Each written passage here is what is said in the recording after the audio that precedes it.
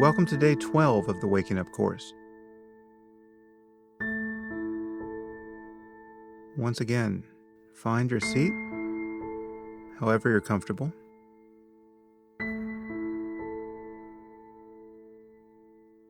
And just feel the weight of your body resting in space.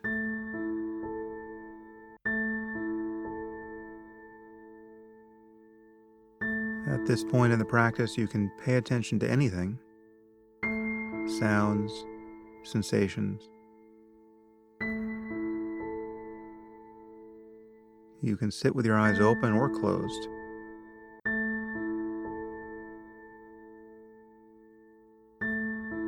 But most people still find it useful to pay attention to the breath, at least in the beginning.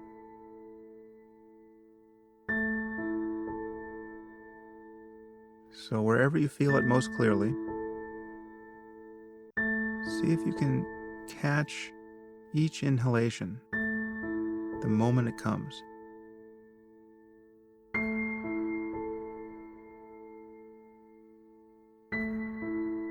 And follow it with your attention through the duration of the breath.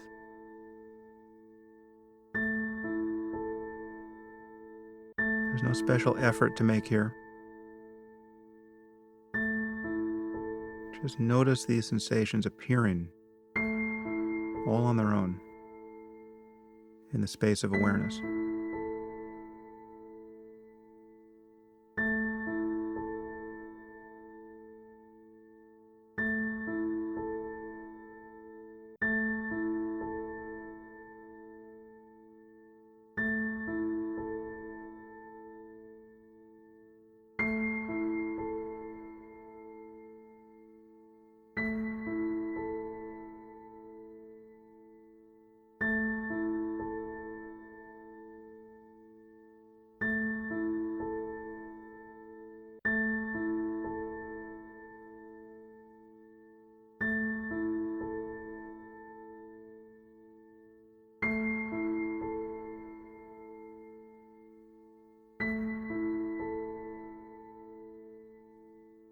And the moment you notice you've been distracted by thought, pay attention to the thought itself.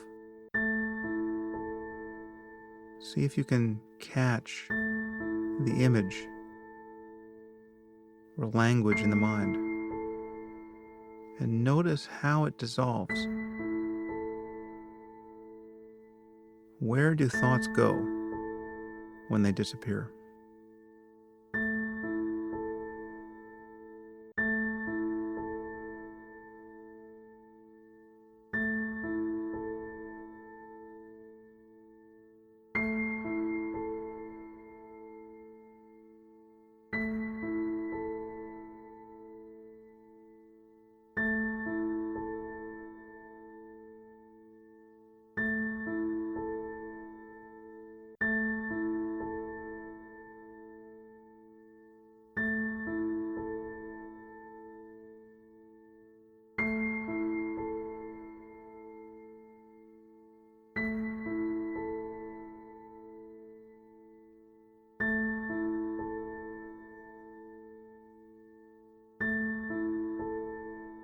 As I'm sure you've begun to see, thoughts can color your mood in each moment. They can invoke a wide range of emotions: sadness, anger, joy. So I want you to play with this for a moment. I want you to think of something that annoys you or that embarrasses you. Maybe some event in recent memory. Or think of something coming soon about which you're anxious. I want you to strategically invoke a negative emotion here. Surely there's something you can think of that doesn't make you feel good. I want you to feel this process. How does that happen? And the moment you feel something negative as an emotion, feel it clearly. Feel it without resistance. Where is it that you feel anger or annoyance or anxiety or embarrassment? Is it in your face? In your chest? See if you can capture the signature of this emotion. How is it that you know that you feel anything at all? So just become interested in the emotion itself as a pattern of energy in the body, in the mind, wherever that is. Feel it completely with a real interest in what it is, not as a method of getting rid of it.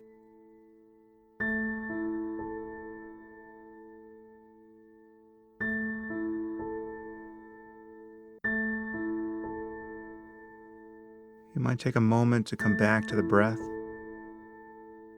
and refine your attention there. Feel the sensations of inhalation and exhalation as clearly as you can.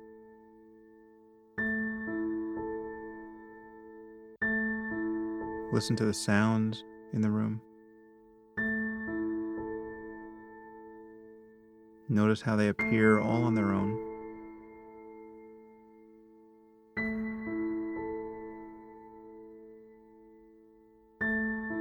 And then do this exercise again. Think of something negative and pay attention to the thought itself as an image or as language.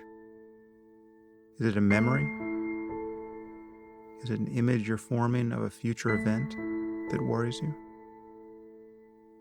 And then feel how these thoughts kindle the relevant emotion. See if you can get the feeling to arise clearly, whatever it is. And then feel that, again, with the same kind of attention you're bringing to the breath or to sounds. Just relaxed interest. And then as you let the thoughts go, notice how the emotion too just subsides. It has its own half-life. And it's quite short, in fact, unless you once again begin thinking about the reasons why you should feel this way.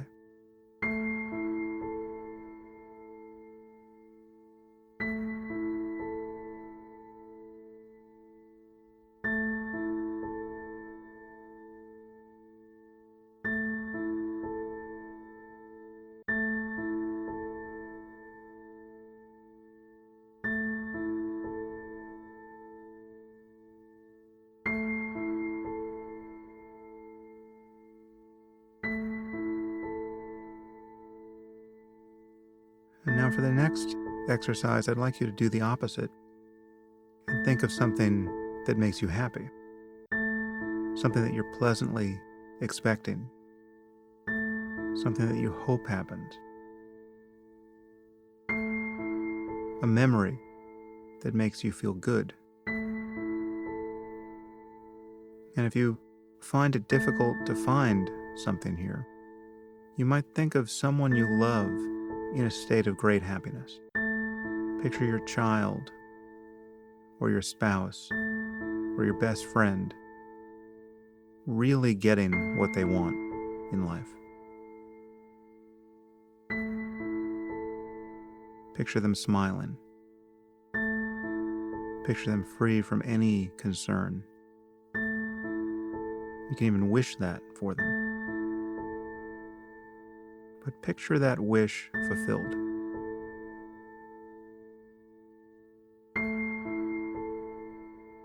And whatever you can notice about your change of state here, notice.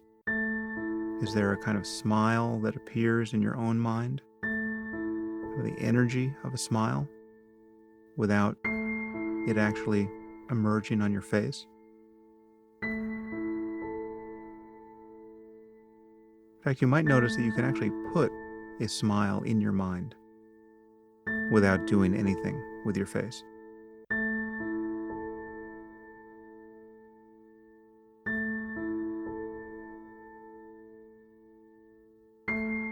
And as you just did previously, notice how thoughts change the feeling tone in the moment. What is the footprint of happiness or joy or pleasant expectation?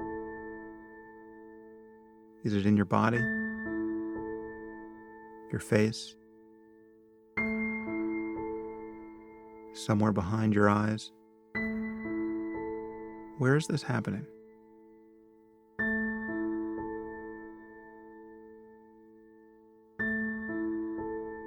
And don't try to prolong this feeling, just become aware of it. And as it subsides, become aware of that too.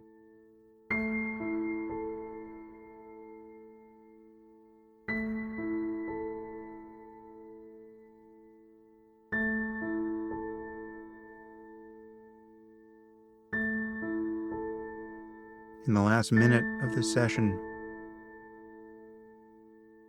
give up all efforts to do anything. Leave your mind wide open.